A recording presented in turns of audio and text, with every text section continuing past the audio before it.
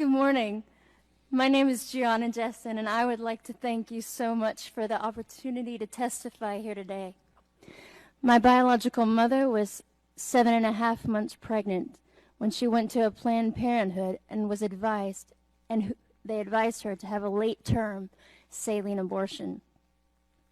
This method of abortion burns the baby inside and out, blinding and suffocating the child, who is then born dead, usually within 24 hours, and there should be a photo there. Yes, this is what I survived. Instead of dying, after 18 hours of being burned in my mother's womb, I was delivered alive in an abortion clinic in Los Angeles on April the 6th, 1977. You can see a photo as well of my medical records. My medical records state, born alive during saline abortion, 6 a.m. Victory. Thankfully, the abortionist was not at work yet. Had he been there, he would have ended my life with strangulation, suffocation, or leaving me there to die. Instead, a nurse called an ambulance, and I was rushed to a hospital. Doctors did not expect me to live. I did. I was later diagnosed with cerebral palsy, which was caused by a lack of oxygen to my brain while surviving an abortion. I was never supposed to hold up my head or walk. I do. And cerebral palsy, ladies and gentlemen, is a tremendous gift to me. I was eventually placed in foster care and later adopted. And hear me clearly, I forgive my biological mother. Within the first year after my birth, I was used as an expert witness in a case where an abortionist had been caught strangling a child to death after being born alive. Margaret Sanger, the founder of Planned Parenthood, said the following: "The most merciful thing that a large family does to one of its infant members is to kill it." Planned Parenthood is not ashamed of what they have done or continue to do, but we will have to give an account as a nation before God for our apathy and for the murder of over 50 million children in the womb. Every time we falter in courage as individuals and fail to confront this evil, I wonder how many lives have been lost in our silence while we make sure we are lauded among men and that we don't offend anyone. How many children have died and been dismembered and their parts sold for our ego, our convenience, and our promiscuity? How many Lamborghinis were purchased with the blood of innocent children?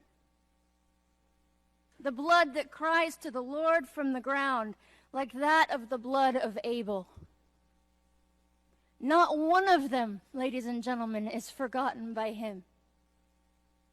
I would ask Planned Parenthood the following questions 38 years later. I would ask them these questions. If abortion is about women's rights, then what were mine? You continuously use the argument, if the baby is disabled, we need to terminate the pregnancy, as if you can determine the quality of someone's life. Is my life less valuable due to my cerebral palsy? You have failed in your arrogance and greed to see one thing. It is often from the weakest among us that we learn wisdom. Something sorely lacking in our nation today, and it is both our folly and our shame that blinds us to the beauty of adversity.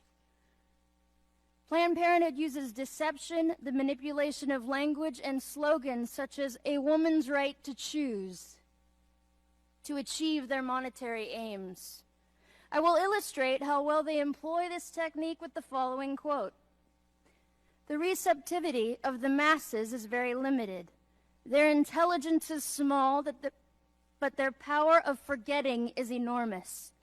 In consequence of these facts, all effective propaganda must be limited to a very few points and must harp on these in slogans until The last member of the public understands what you want him to understand by your slogan. Adolf Hitler. We often hear that if Planned Parenthood were to be defunded, there would be a health crisis among women without the services they provide.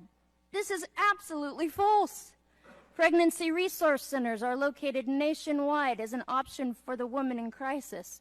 All of their services are free and confidential. They can be reached by texting helpline to 313131. There is access to vital exams for women other than Planned Parenthood. We are not a nation without options. Planned Parenthood receives $500 million of taxpayer money a year to primarily destroy and dismember babies. Do not tell me these are not children. A heartbeat proves that. So does 40 ultrasounds. So do I.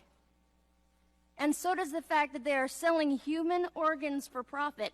Do not tell me this is only a women's issue. It takes both a man and a woman to create a child. And to that point, I wish to speak to the men listening to me. You are made for greatness.